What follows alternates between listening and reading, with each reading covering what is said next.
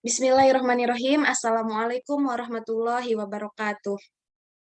Kami dari kelompok 2 kelas 4B yang beranggotakan Dea Setiani, Farid Mufidi, Hilda Hanifah, Lutfi Fani Rosifa Islamiyah, dan Risma Lestari akan menjelaskan hasil lembar kerja mahasiswa seputar kesetimbangan kimia. Untuk materi yang pertama akan dijelaskan oleh saya sendiri. Kesetimbangan kimia. Menurut Raymond Cheng, kesetimbangan kimia adalah keadaan apabila laju reaksi maju dan laju reaksi balik sama besar, serta konsentrasi reaktan dan produk tidak lagi berubah seiring berjalannya waktu. Pada kesetimbangan kimia juga terjadi reaksi dapat balik atau reversible. Nah, terdapat suatu aturan umum yang dapat membantu kita dalam memprediksi pergeseran arah kesetimbangan jika adanya gangguan eksternal pada suatu reaksi kesetimbangan. Asas tersebut dinamakan asas Le Chatelier. Nah, adapun faktor-faktor yang mempengaruhi pergeseran arah kesetimbangan yaitu ada konsentrasi, volume, tekanan, suhu, dan katalis. Namun, pada kali ini kelompok kami lebih memfokuskan kepada konsentrasi dan suhu. Konsentrasi, jika ke dalam suatu sistem kesetimbangan ditambahkan suatu zat, maka kesetimbangan akan bergeser menjauhi zat yang ditambahkan. Namun, jika ke dalam suatu sistem kesetimbangan dikurangi suatu zat, maka arah kesetimbangan akan mendekati zat yang dikurangi. Dan suhu, itu perubahan suhu pada reaksi kesetimbangan akan menyebabkan terjadinya perubahan nilai kesetimbangan. Pergeseran reaksi kesetimbangan akibat suhu ditentukan oleh jenis reaksinya. Nah, jika dalam suatu kesetimbangan suhunya dinaikkan, maka kesetimbangan akan bergeser ke arah reaksi endoterm atau delta H-nya positif. Dan jika suhu kesetimbangan diturunkan, maka kesetimbangan akan bergeser ke arah reaksi eksoterm atau yang delta H negatif. Nah, adapun ini wacana yang bisa kita baca semuanya. Dan materi yang selanjutnya itu akan dijelaskan oleh Saudari Lutfi Fani. Kepadanya dipersilahkan. Ya, dari wacana di atas bisa dibuat 3 rumusan masalah, yaitu yang pertama, bagaimana cara mengurangi terbentuknya gas NO2 berdasarkan asas Le Chatelier. Yang kedua, yaitu bagaimana pengaruh konsentrasi terhadap reaksi kesetimbangan kimia berdasarkan asas Le Chatelier. Dan yang ketiga, yaitu bagaimana cara membuktikan pergeseran kesetimbangan kimia yang dipengaruhi oleh suhu. Dari rumusan masalah di atas bisa dibuat hipotesisnya atau jawaban sementara, yaitu yang pertama, cara mengurangi terbentuknya gas NO2 berdasarkan asas Le Chatelier bisa menggunakan menurunkan suhu. Maka kesetimbangan akan bergeser ke arah reaksi eksoterm sehingga gas NO2 yang terbentuk lebih sedikit. Yang kedua, bisa dengan memperbesar tekanan dan memperkecil volume, maka kesetimbangan akan bergeser ke arah N2O4 karena koefisiennya lebih kecil dibandingkan NO2. Untuk hipotesis yang kedua, yaitu berdasarkan asas Le Chatelier, apabila konsentrasi ditambahkan ke dalam suatu sistem kesetimbangan, maka arah kesetimbangan akan bergeser menjauhi zat yang ditambahkan. Sedangkan apabila konsentrasi dikurangi dalam suatu sistem kesetimbangan, maka arah kesetimbangan akan mendekati zat yang dikurangi.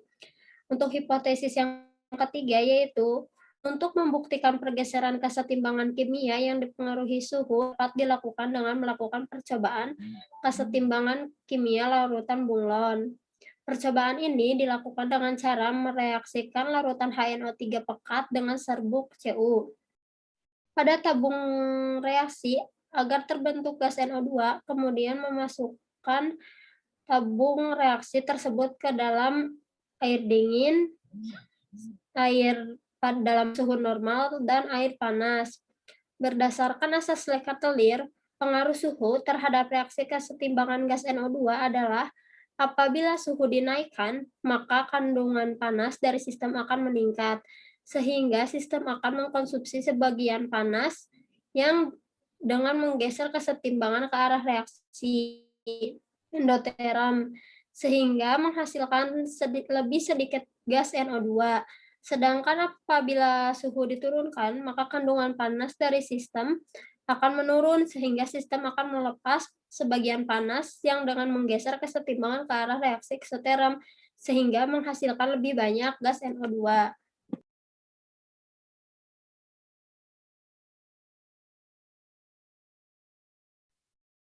Baik, terima kasih untuk Saudari Lutfifani. Materi selanjutnya yaitu mengenai representasi yang akan dijelaskan oleh Saudari Dea. Maaf, Saudari Risma.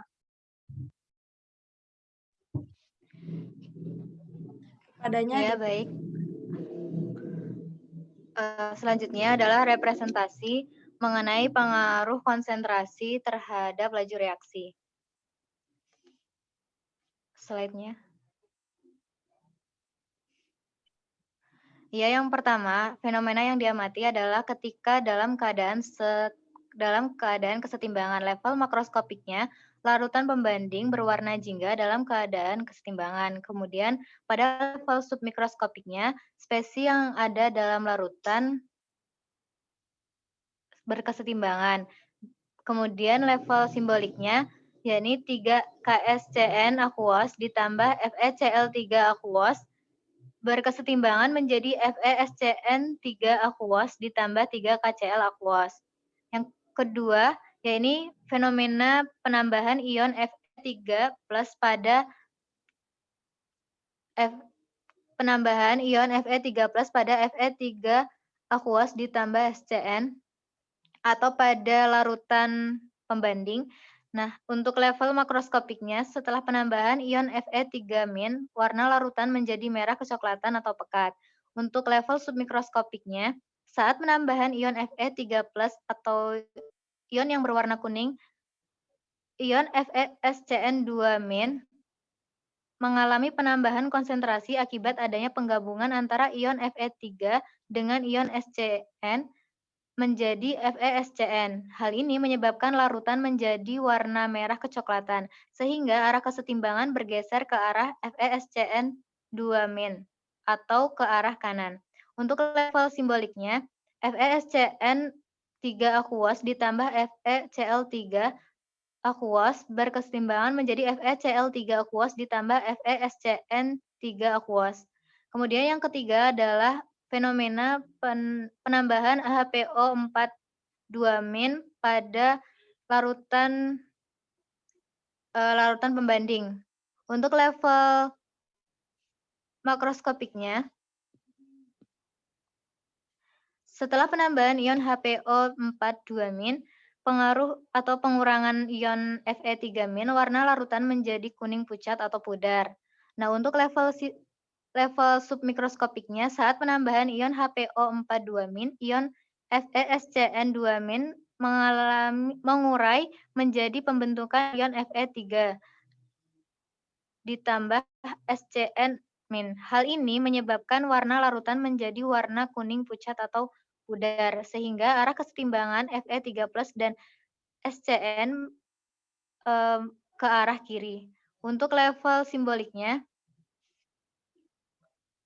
yakni 2 FeSCN3 aqueous ditambah 3 Na2HPO4 aqueous berkesetimbangan menjadi Fe2HPO4 aqueous ditambah 6 NaSCN aqueous. Dan yang terakhir, fenomena penambahan SCN pada larutan pembanding. Untuk level makroskopiknya, setelah penambahan ion SCN-, warna larutan menjadi kuning. Untuk level submikroskopiknya, saat penambahan ion Fe3+, ion FeSCN2- mengalami penambahan konsentrasi akibat adanya penggabungan antara ion Fe3 ditambah dengan ion SCN. menjadi FeSCN-. Hal ini menyebabkan larutan menjadi warna kuning sehingga arah kesetimbangan bergeser ke arah FeSCN2- atau ke arah kanan. Untuk level simboliknya, FeSCN3 aqueous ditambah KsCN aqueous berkesetimbangan menjadi FeSCN3 aqueous ditambah KsCN aqueous.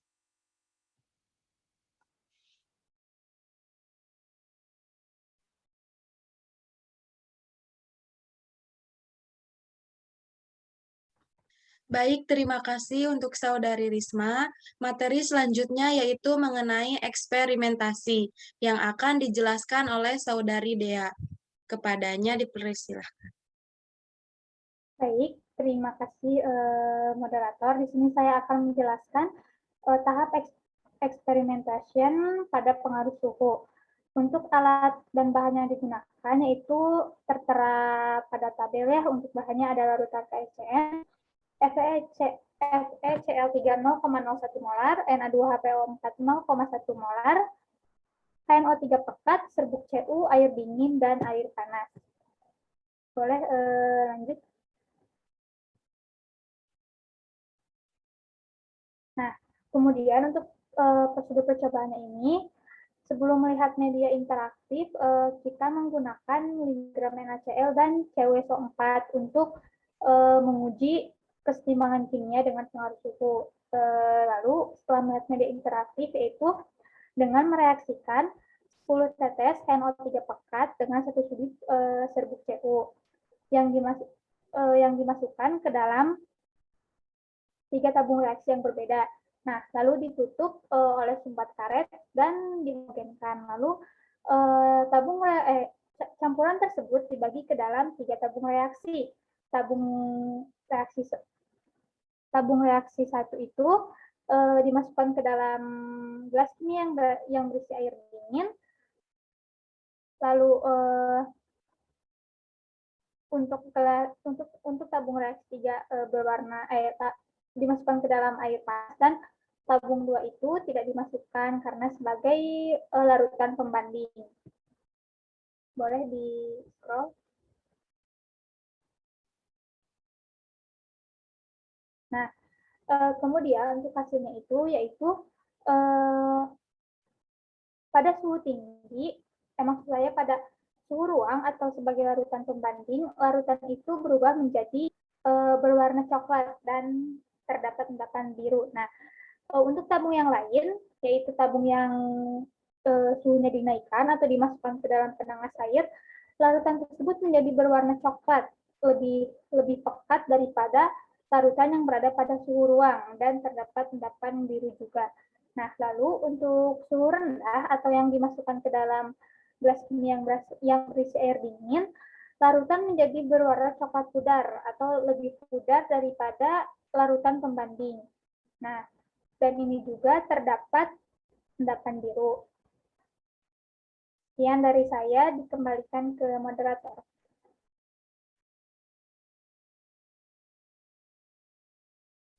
Baik, terima kasih untuk Saudari Dea. Selanjutnya, yaitu kesimpulan. Nah, berdasarkan asas Lee-Chatelier, untuk mengurangi gas NO2 itu dapat dilakukan dengan menurunkan suhu, maka kesetimbangan akan bergeser ke arah reaksi eksokterm, sehingga gas NO2 yang terbentuk lebih sedikit. Memperbesar tekanan dan memperkecil volume, maka kesetimbangan akan bergeser ke arah N2O4 karena koefisiennya lebih kecil dibanding NO2. Yang kedua, saat penambahan ion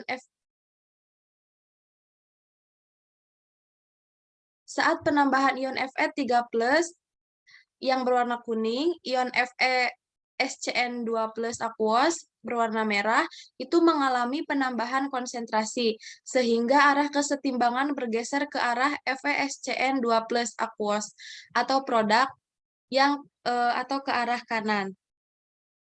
Saat penambahan ion HPO42-, ion FeSCN2+ aqueous yang berwarna merah mengurai menjadi pembentukan ion Fe3+ aqueous berwarna kuning, ditambah SCN- aqueous tidak berwarna, sehingga ke arah kesetimbangan Fe3+ aquos ditambah SCN aquos sebagai reaktan atau ke arah kiri.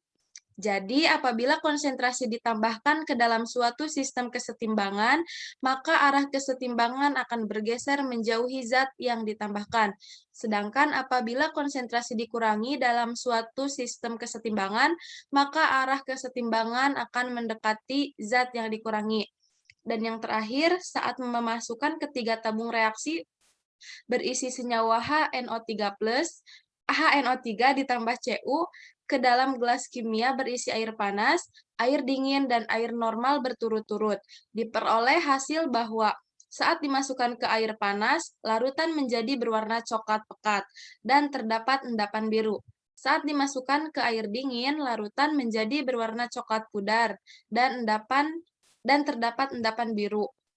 Dan saat dimasukkan ke air normal, larutan menjadi berwarna coklat dan terdapat endapan biru pula.